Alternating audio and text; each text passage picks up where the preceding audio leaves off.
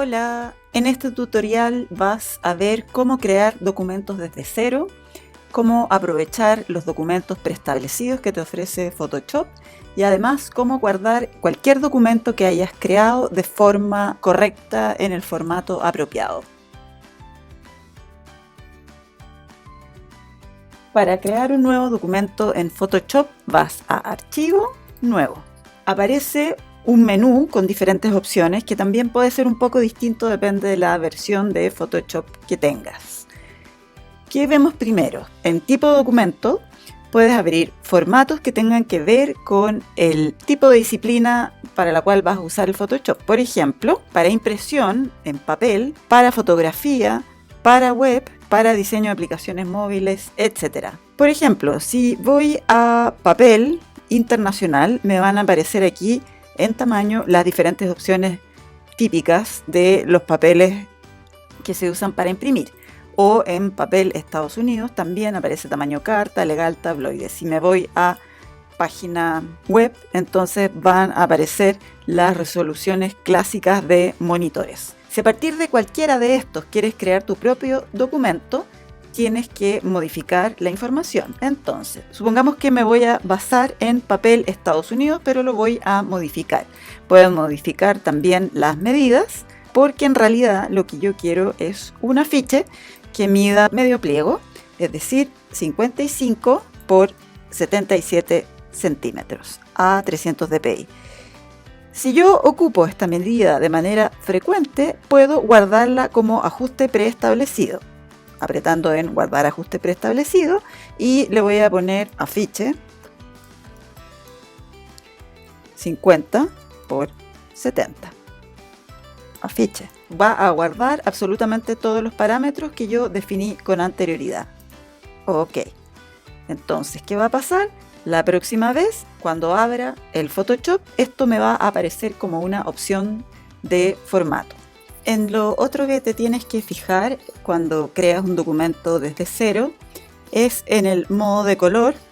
Lo mejor cuando uno va a trabajar con un documento de Photoshop es quedarse con el modo RGB y 8 bits. Eventualmente podrías cambiar a 16 bits o 32 bits, pero van a haber funciones que en el Photoshop no van a operar si cambias los bits.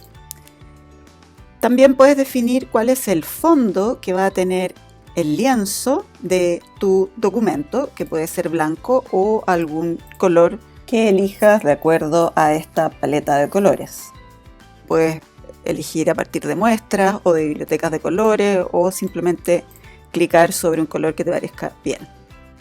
Yo te recomiendo en general trabajar siempre desde el blanco. En avanzado tenemos dos opciones, el perfil de color y la proporción de píxeles. El perfil de color tiene, de acuerdo a cuál va a ser el uso que va a tener el documento que estás creando, dos opciones. En el caso que el documento necesite ser impreso, te recomiendo que utilices Adobe RGB 1998. Eso si es que vas a imprimir la imagen que estás creando. Por otro lado, si la imagen la vas a usar para pantalla, monitores en general, de teléfono, de computador, entonces el perfil de color te recomiendo que sea este que dice espacio de trabajo, RGB, un número largo y al final dice 2.1. En este caso, como estamos trabajando lo que va a ser un afiche a 300 dpi, probablemente lo vaya a imprimir en un plotter, entonces me voy a quedar con Adobe RGB 1998. Y OK.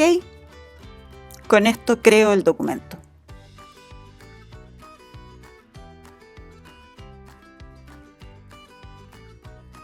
Ahora vamos a aprender a guardar archivos, que es tan importante como saber abrirlos. Imaginemos que ya trabajamos en el archivo que acabamos de crear, hicimos un fotomontaje, ves tú aquí que tiene varias capas, una de fondo, una que contiene el marco y una que contiene la imagen. Trabajamos en el formato Photoshop y ahora queremos guardar este archivo, entonces vamos a Archivo, Guardar como. Aquí te recomiendo que siempre guardes como Photoshop, que es el formato que te va a permitir mantener todas las características editables del documento.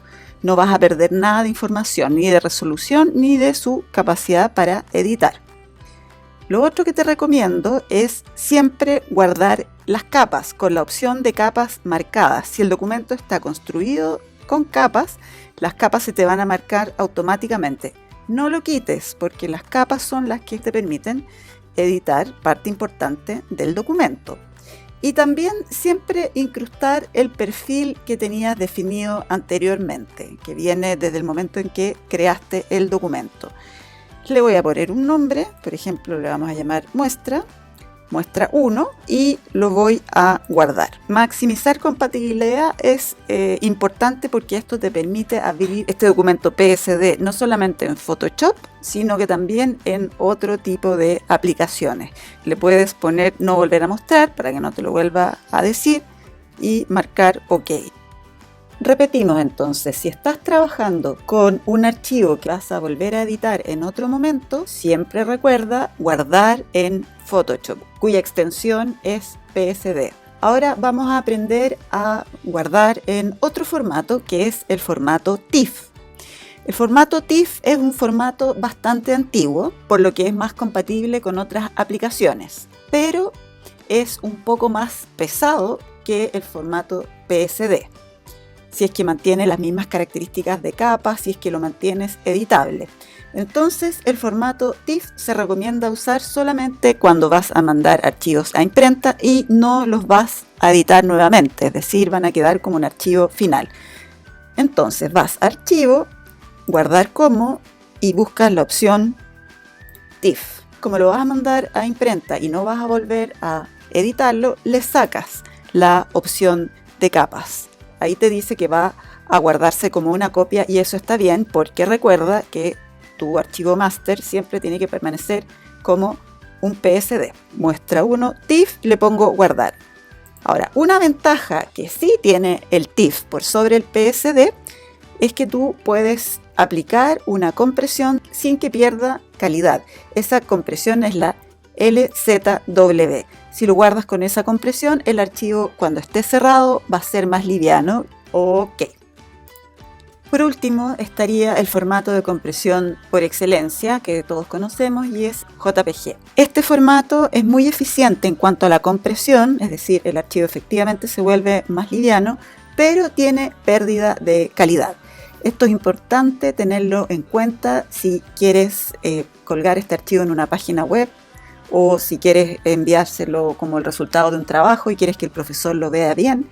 Entonces tienes que recordar que mientras más liviano el archivo, más pérdida de calidad va a tener. Veamos. Si ponemos archivo, guardar como y marcamos el JPG, se fijan que inmediatamente se desactivan las capas. Por lo tanto, nuevamente tenemos que entender que este es un archivo que no se va a poder editar después. Y aquí nos da la opción de ir cambiando el peso de la imagen, si es que quiero un archivo en alta resolución, en baja resolución. Puedo incluso previsualizar qué peso tiene la imagen. Fíjense que originalmente la imagen tenía un peso de 3 megas abierto y al convertirlo en JPG inmediatamente baja a 494, baja cualquier cantidad. Mi recomendación es que te muevas entre calidad de 8 a 10. Menos que 8 empieza a perder calidad, se ve más malo.